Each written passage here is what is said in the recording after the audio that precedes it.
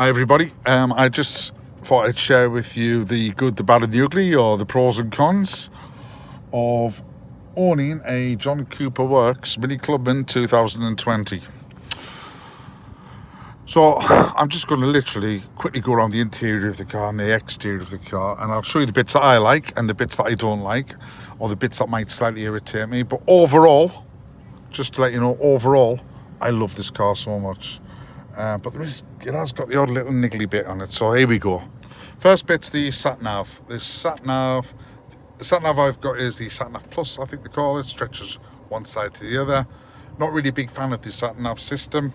I have had BMWs with the same system in it, but this one doesn't feel as good, which is a shame because I quite like the BMW system. It's all very familiar. The layout's familiar as the BMW, but it's just one stupid niggly thing.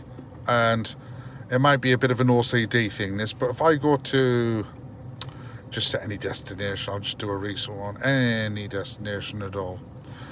We'll quickly go into a destination. It's going to set the system going for me in a second, and as you can see, there is a white line formed, which basically this white line is now, as you all know, is the route to go.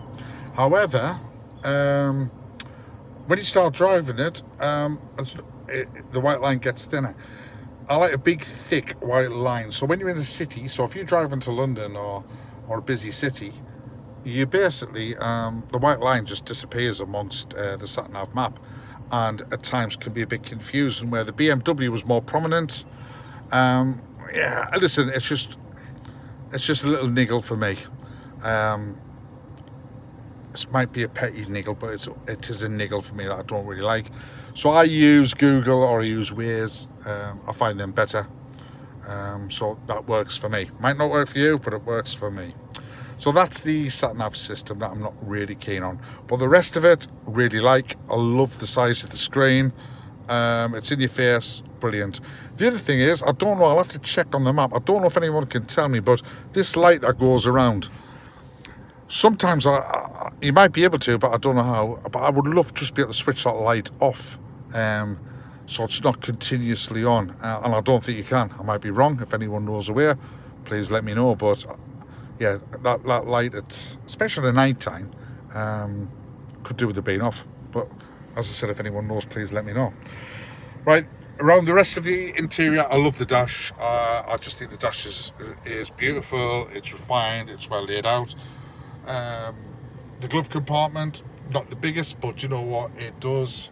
And then obviously you've got the instrument cluster, all the buttons and everything, and the sound system built into the pillars looks really nice.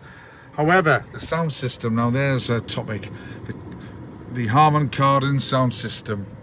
For the money I paid for it, personally, I don't think it's worth it. I think the sound system cars come with nowadays are good enough. They're really of a good quality, and I do not see the quality difference personally. Again, between the Harman Kardon system and the normal system, I don't think the money was justified. So my view is, if I had my time again, I would spend that money on something else rather than upgrading the sound system. The rest of it, the door cards, the finish on the door cards is really nice. Plenty of space for storage. The seats of the car, love these seats. They're so comfortable. Long journeys, they're so comfortable. Your lower back is well protected, and the seats hold you in place. And as I said, they're just so comfortable. So my view is, if you've got a choice, get these style of seats because they are really good. Another downside is the wireless charging. The wireless charging. If you have got anything bigger than a normal iPhone, it doesn't fit. And if you can get a phone to fit in there, it overheats after an hour. So that's not the best design either. So you've got to revert to the trusty lead, which I particularly don't mind. The other niggle I've got is the steering wheel. This John Cooper Works steering wheel. Again, this is a £40,000 car. But, and you know, this feels nice with stitching and everything, but then they put some cheap plastic in there, and this is all cheap and tacky, and it looks it as well, to be fair. For me, it doesn't feel very premium. But it feels nice and smooth. So also, if you hold your steering wheel like this, it feels nice. However, you come down here, if you hold your steering wheel like this, the plastic here and the plastic at the back, there's a big gap down the side here, and down here it's really sharp, the gap. So if I hold my car like that with one hand and then obviously the same way on the other side, it cuts right into my finger here, and it is really uncomfortable. So I don't know if that's a design fault on my car or if that's the same on every John Cooper Works steering wheel. But again, if you've got any thoughts on that, please let me know. So that's the front interior. If I go on to the back interior, bear with me. So here we go in the back. To be fair, do you know what? I don't mind the back. The space, you know, I'm 6'1" tall, but yet, you know, you can still sit in here. Again, looking at the back here, I think they could have done something better than that. It looks cheap and plasticky, but the bottom half looks nice with the leather. Is it leather? Yeah, I don't know if it is leather. But it feels nice, whatever it is. But yeah, that back bit looks a bit plastic, looks a bit naff. I think they could have done something different with that. But apart from that, again, door cards look good. Yeah, it looks and it feels good. It's got some charging points there. Yeah. Oh, the other thing is, again, wouldn't you think this would come standard, this bit here, with the rest that comes out? You know, again, you're paying £40,000 for a car. Wouldn't you think that would come standard? But it hasn't. So let's get on to the exterior of the car. So I'll take it to the engine bit. If I can, I've got to bear with you. I've just got to crack it open again. Now again, bearing in mind, this is a John Cooper Works.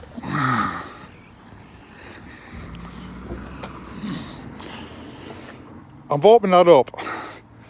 Now, if you didn't see the badge, there's nothing in this engine there that I can see anywhere, which tells me this is a John Cooper Works car. It just looks like any old normal mini engine.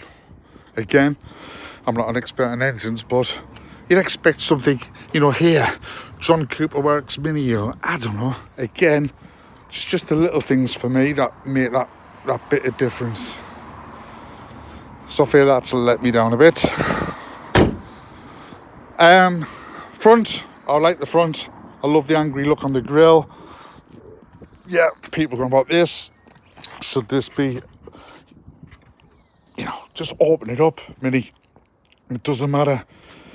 Just make that the whole, but it looks stylish, but it's false, as everybody knows. So yeah, just open it up, and I think that would make a bit of difference. Wheels, really good. Love them wheels, love the style of them. But if you curb one, I don't think it's going to be cheap. I think it's going to be quite awkward to repair it.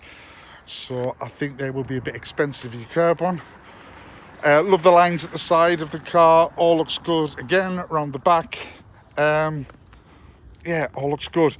The only other thing that I would like or be able to do is, as you can see, I've done my belt line with the tape. I would have liked the option at Mini to say, yeah, can I have a black exterior please, rather than a chrome? Because back in the day, I don't know if you can still do it, but when I had a Mini many years ago, I had an option, do I want a chrome exterior pack? I would have liked the option to have a black exterior pack, which basically does all the blackens the handles out, just basically blackens everything that's chrome on the car and turns it into black. But Mini don't give you that option, I'm afraid. As you can see, it comes with the black rings around the lights, the black grille, but it does have bits of chrome, which to me it's not my personal taste, but the car still looks good. So all in all, that's all my little niggles. Not many, but my little niggles. Oh, actually, one more. This.